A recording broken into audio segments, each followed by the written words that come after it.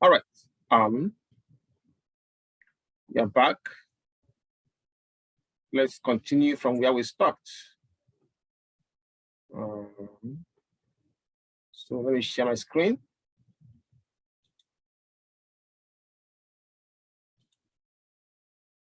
This is where we are. So we are answering this question. Say the question wants us to calculate they give us this data set here, this one here, and they say calculate the mean, median, class, and the median, module, class, and the modes, variance, and standard deviation. This is for grouped mean. So like I explained before we were timed out, like I was explaining before we were timed out, we need to get all these values. All these values. We got the midpoint by adding each of the numbers here. 10 plus 20 divided by 2 give us 15. Professor, I have a question about that. Did you divide by 2 because that's the first number in the frequency? No, the formula is to divide by 2. Okay. Like here, this 21 plus 31 divided by 2 gives you this. Okay, yes, I know that. I was just wanting to know, how did you come up with dividing it by 2? It's in the formula. Is that just standard? Okay. It's standard, yes. The lower class interval plus the upper class interval divided by 2. Okay. Then I give you the cumulative frequency. I explained how to get it. The first one stayed the same. Other ones, you add to the next one. 2 plus 8 is 10. 10 plus 15 is 25, and so on and so forth. For this one, I explained that you must say F times X. That means frequency times X. That means 5 times 2 times 15 is 30. And 8 times 26 is 28, and so on and so forth. For this one, is square the X's. So 15 squared give us 225. 26 squared give us 676. You need this one only to get this one. That's all. So now this one is F times S squared. That means the frequency here times the S squared. So for the first one, 2 times 225 give you 450. 8 times 676 give us this. So then we added all of them. That's where we are before we just completed the adding of these totals before we were timed out. So now let us now answer the question. Since we have gotten all this, the first question is the mean. Say find the mean. So the formula for finding the mean is right here. Yeah. Sum of F times X divided by sum of F. This is sum of F right here. Like this one here, this one is for that. For this one here, sum of F times X is right here. So with that, we can get our mean. So that mean becomes, the mean becomes sum of F times X, which is 1929 divided by the sum of the frequencies. This is the frequencies, and this is the sum right here, 45. 45. So we can put this in a calculator and then get the results. Just give me 1 minute. Yeah, I'll make sure I have it here. So we go to our calculator and put it in. We have clear this. Yeah, 1929 divided by 45, and that gives us the mean. 42.86, which is 42.9 approximately. 42.9. 42.9. 42.9. Yeah. This is, remember, this is in billion. 42.9 billion. So interpretation, because it says, part F says, explain your results. Interpretation can be that the average net worth, I mean, it's average. Average net worth. Okay, I think net worth of the corporation, of the national corporations. Yeah. Corporations is 42.9 billion. Questions? Any question? Yeah, Professor, can we have this workbook after the class? Yes, if you want. We want. I want. I'll upload it. I uploaded the one yesterday, so I can upload this one as well. No problem. Okay. So part B says find the median class and the median. So how do we find the median class? Median class is the class that contains the median. So remember, these are the classes right here. So now median is number at the middle. If you remember from what we did yesterday, is a number at the middle. So this is the frequency. This is a group. They are grouped. So first of all, get half of this, half of 45. Half of 45.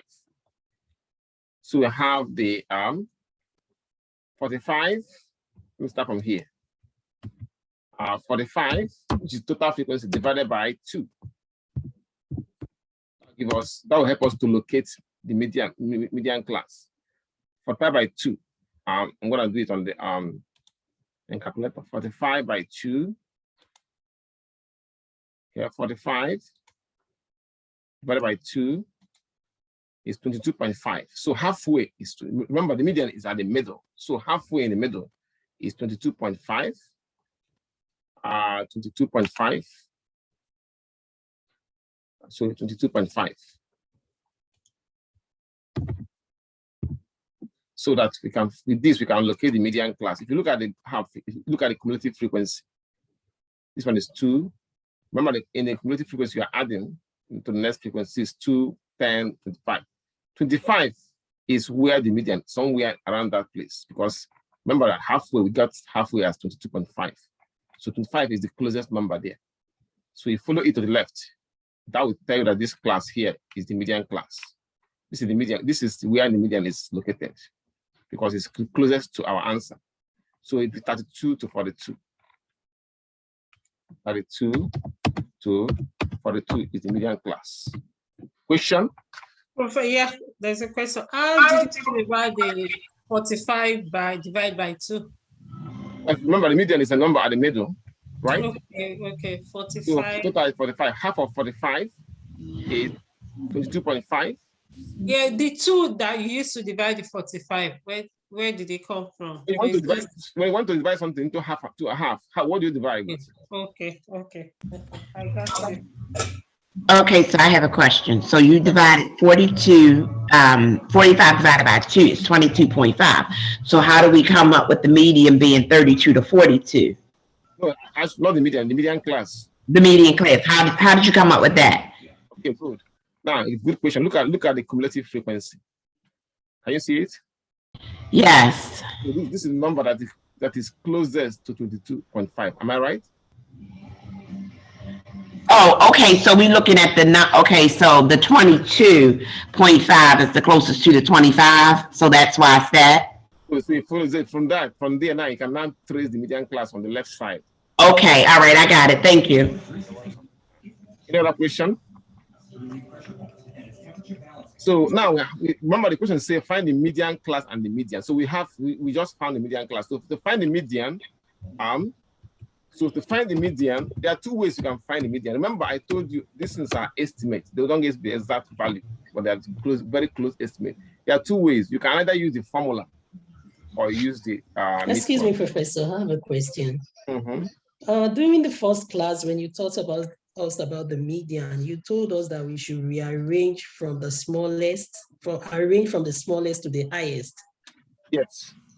So this one we are doing now, there's no arrangement on it. We are just picking it from the middle. Yeah, the one we did first is ungrouped data.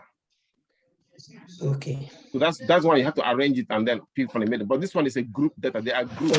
Okay. Okay. For group data, that means you can't do that. You have to follow this method. Okay. Okay. Okay. Thank you.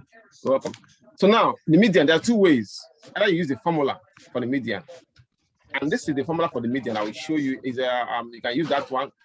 The answer you get from will be a little bit different from the answer you get when you use the idea, because all these things, when they are grouped data, all you can get are the estimates. You can see the formula for the median right here. So that will take you a long time to get. So the fastest way will be just to use the midpoint of the median class. So let's use the midpoint as a median.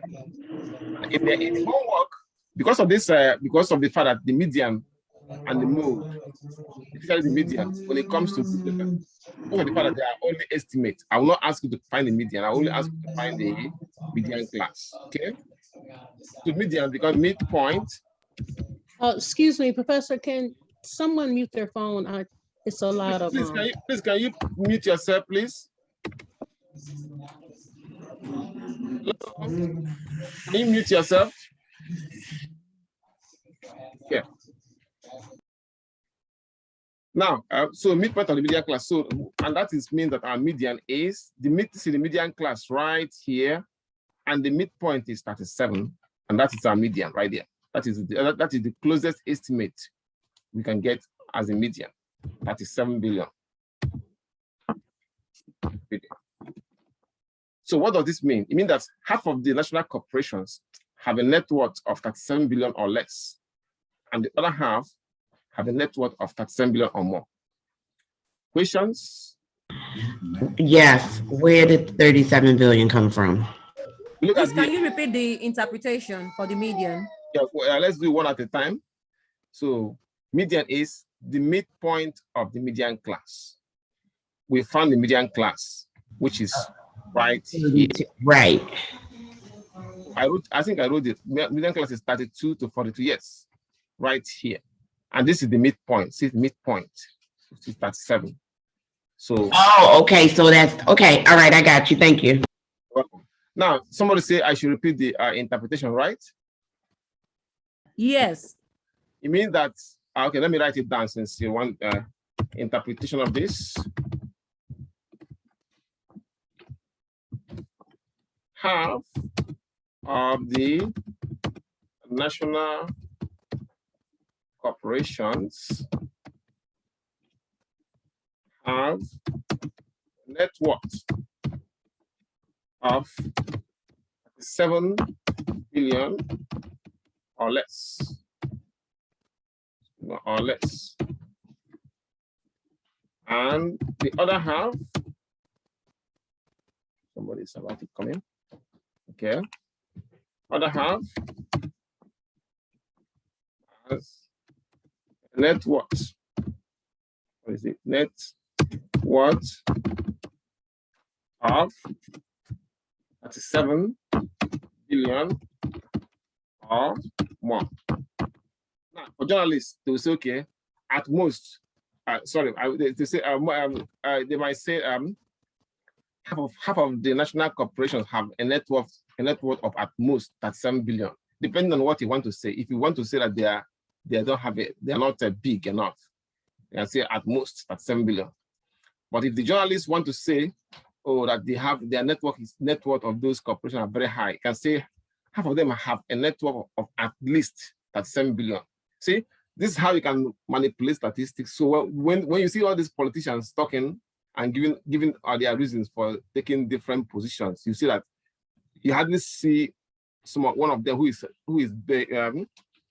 basing some of what they are saying in what you see in concrete. I would say in well, I guess what I'm trying to say here is that you can also lie with statistics. That's what I'm saying. I'm trying to say. So the only way you can get the accurate figure is not from the politicians, but from professionals like statisticians or economists. They'll tell you this is what it is.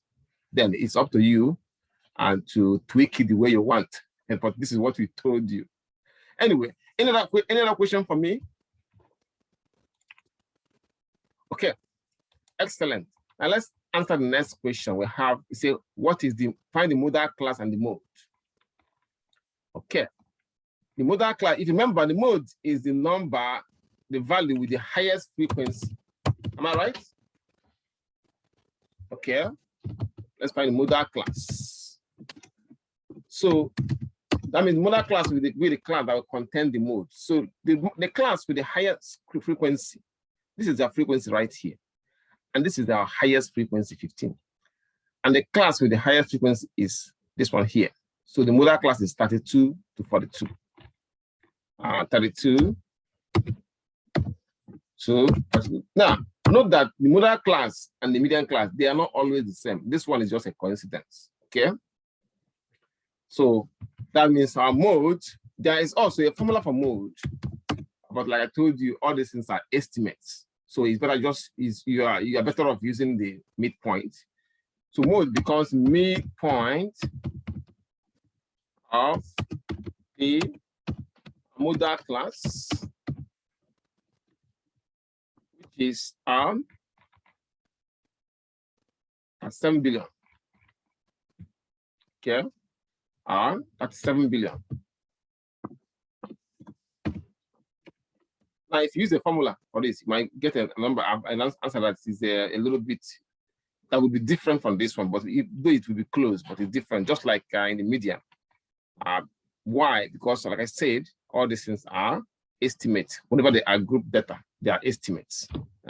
But they are the closest estimate we can get when it comes to median and mode.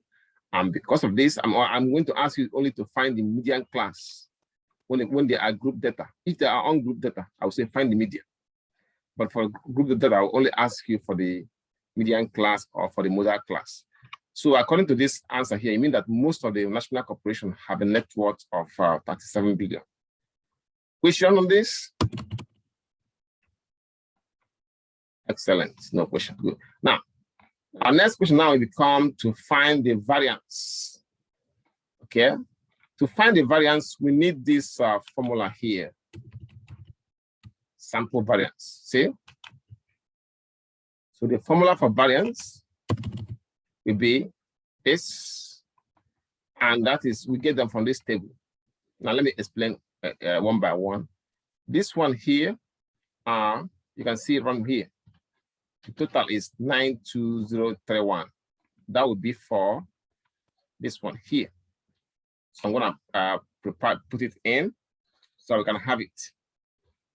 This one, sum of f times s squared, we get it from the table and it represents this number here. So this is the total.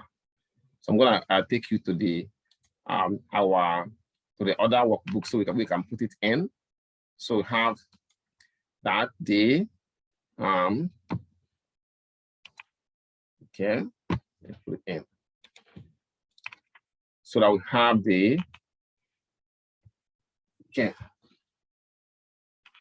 sum of x squared, f times s squared. It's right here, sum of f times s squared. Okay, times x squared, which is this one, x squared equals, we got it from the table. I showed you on the table as 92031. So I'm going to copy it from here and paste it here. So all we have to do now is to start plugging them in. It's right here. Then next we need is sum of f times x squared. Let's get f times s. Our f times x, sum of f times x, we have it here as this one. See, f times x, this is the sum right here, 1929. So based on that, I will take you to our workbook again so we can put it in. Sum of f times x. Okay, and x. And it is 1929. Okay. I'll have it, I'll take you to our main workbook to insert it. Then we can just plug it into the formula. Okay, that is for this one. Okay, we'll have it right here. Next thing we need is sum of f. Now, sum of f is the sum of the frequency, which is, this is f, and this is sum of f right here, which is 45. So I'm taking our workbook, and we can put it in. I put the formula because this part allows us to put the formula in. The other part doesn't allow us to do that for some reason. Sum of f is 45. So we copy it and put it in our main workbook. You can see it right here.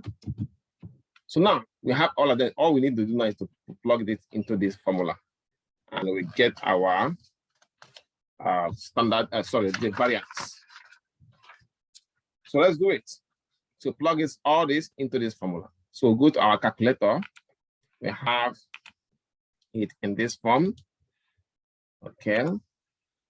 All right. Sum of f minus f times x, which is 92. Okay, 031 minus f times x, which is 1929.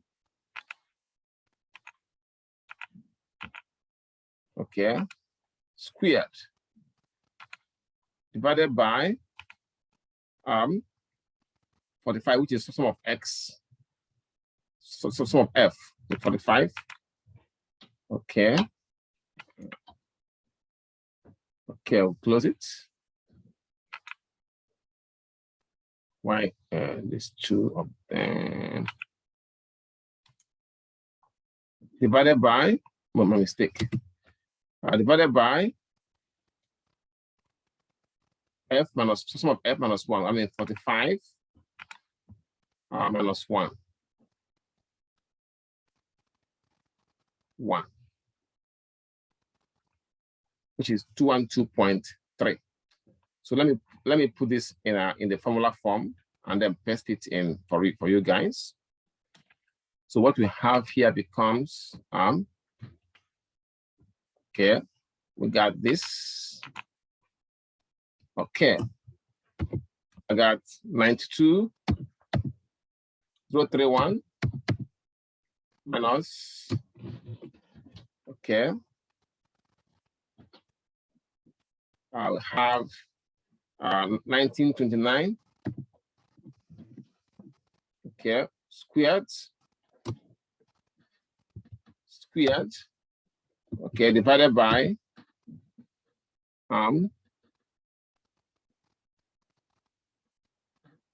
45. Okay, now all of them divided by 45 minus 1. So, excuse me. So I got it. All right. Equals from what we get from our calculator, I'm gonna put it there. We got it as 212.3. Okay. We have a 212.3. 212.3. So I'm gonna copy this.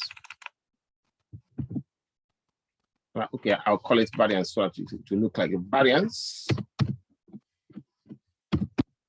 Okay, so that we know what the uncalculated variance. So take it to the main workbook. And you can see it right here. See? So plug all this is in. This number, see this one goes to this side. This one goes to this side, square it. See, square it. Divided by sum of frequency, which is 45. Then you can now do 45 minus 1. So this is 212.3. So the standard deviation is just the square root of variance. So standard deviation becomes standard deviation is the square root of the answer that we got. So standard deviation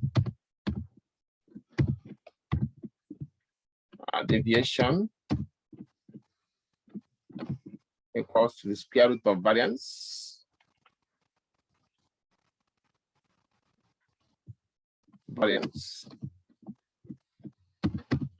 Which is the square root of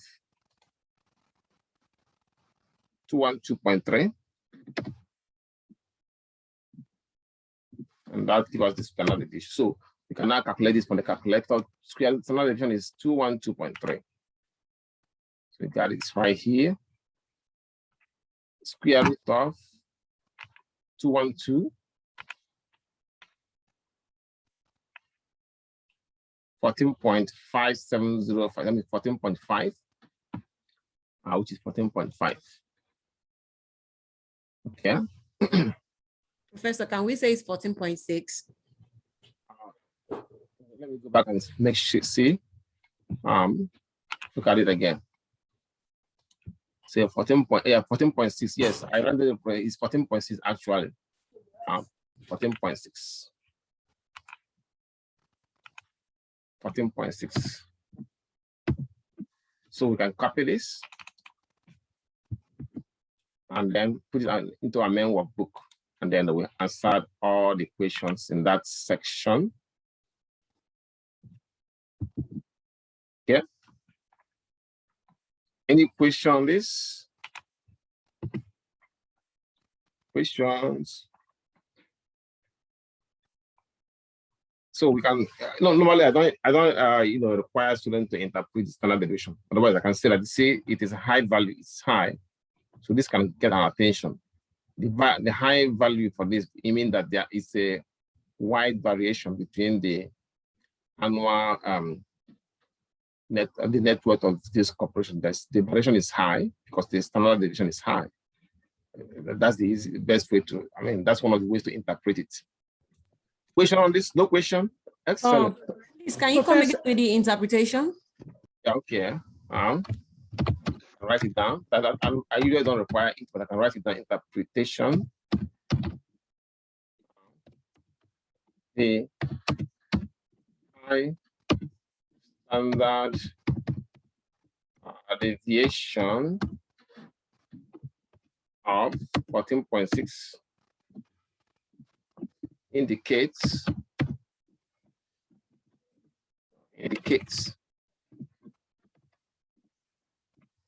a wide,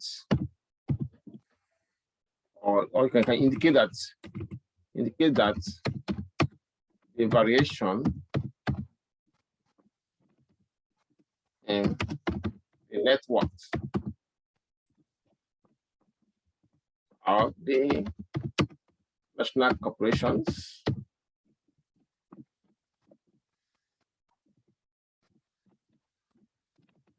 is significant, so it can be noticed. Okay, or that is high. I say it's wide or it's significant. The variation is high, wide variation. Now, so there's no question, we can move on to the next. Excuse me, Professor, are there samples of these equations that we can work out in the workbook? Yes, of course. You have questions like that in this textbook that asks you to find the standard deviation. Yes. Okay. Now, remember what I told you before, yesterday? To find the variance and standard deviation in statistics, we might have up to 3 different formulas for getting them. Just stick to the one we're using in the class, you'll be fine. Right. Either even if the book is using a different method, a different formula, doesn't matter. As long as you use the formula correctly, you get the answer. Okay. Okay. So now, since there's no other questions, we can now quickly look at the measures of position. We have done. We have only 10 minutes. Okay. All right. So we can look at the measures of position. The measures of position, they give us the or they help us to locate the position of relative position of a data value in a data set. So if somebody say that you are something like your credit score it falls in the 75th percentile, for example, that means that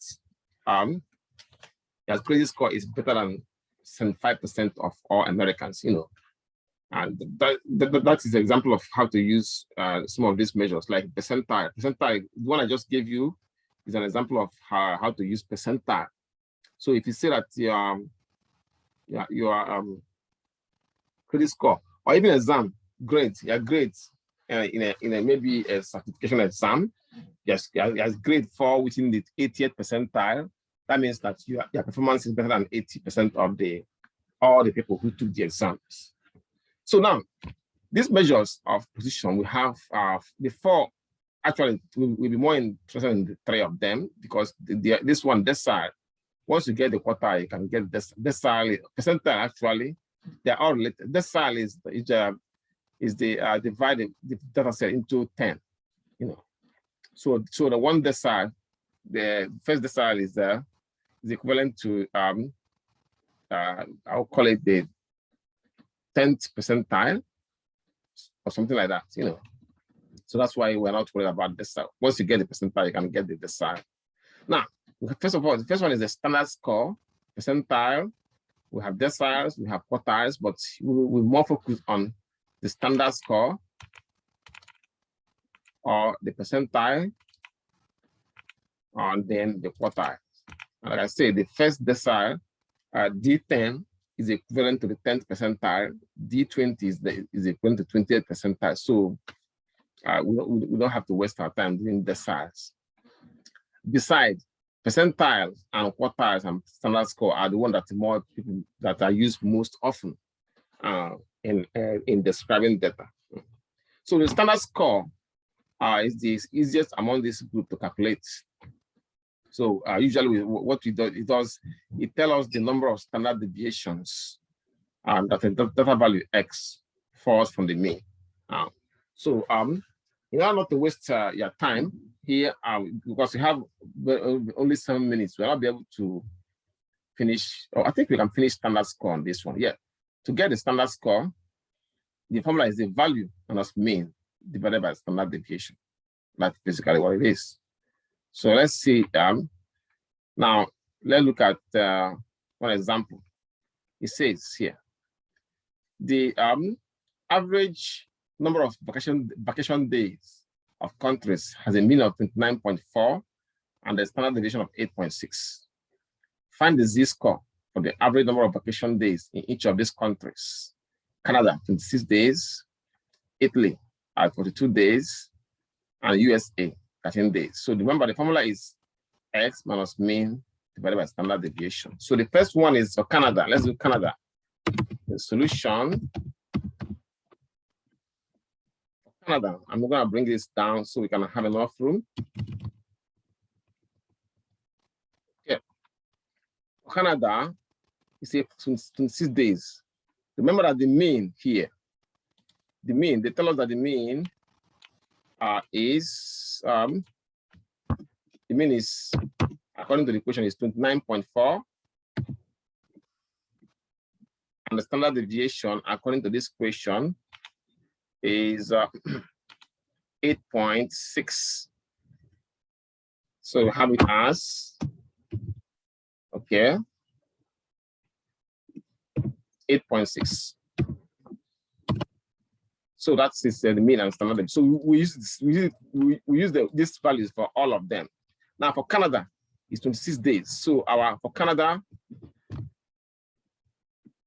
okay, X is 26 days.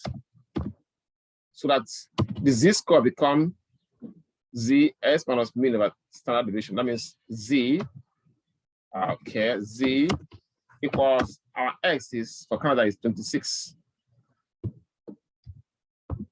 And us, the mean of 9.4 divided by standard deviation of 8.6. So that's for Canada. So we go to our calculator and put Canada. We have it as, let's see, it's 26 for Canada, 26. And now 29.4 close it, divided by standard deviation of 8.6, which is negative 0.3954. For standard score, we usually stop at the second, the hundredth, second decimal place. So it's negative 0.40. Yes, negative 0.40. Negative 0.40. Now, for next country is Italy. So for Italy, X is Italy S is for the 2 days, for the two. So that Z score for Italy becomes Z score for Italy becomes Z equals 42 minus the mean of 9.4 divided by standard deviation of 8.6. So equals, and then we go to our calculator. All we need to change is the X value, because the mean is already there. For Italy, it is 42. This is 1.47. 1.47. 1.47. And then for the other country, which is USA, 13 days. USA, so our X is 13 days. So the Z score, Z equals 13 minus mean of 29.4 divided by standard deviation of 8.6. For USA, we got just put 13 there, because you have the mean already in. Negative 1.91, negative 9.191. Negative 1.91, negative 1.91. Now, you can see that the vacation days in Canada is negative. That means it is below average. So it is 1.4 standard deviation away from the mean. That of Italy is above average. That means they have more vacation days in Italy. It is positive. So it is 1.47 standard deviations above the mean. USA has the lowest because it's negative. So it is the vacation days there is 1.9. Negative sign is just to say that it's below. So you just say 1.91 standard deviations below. So that below takes care of the negative sign. So 1.19 standard deviation below the mean. Questions? Questions? Excellent. Excellent. So that means that when we come back, we'll deal with percentages, okay? I'm sorry, the percentiles, and hopefully the quartiles before the we finish for the day, okay? So I see you back here in 10 minutes. Please, only 10 minutes, log back in. Let us finish this, okay? All right, class? Okay. Okay. Okay. All right, see you back in 10 minutes.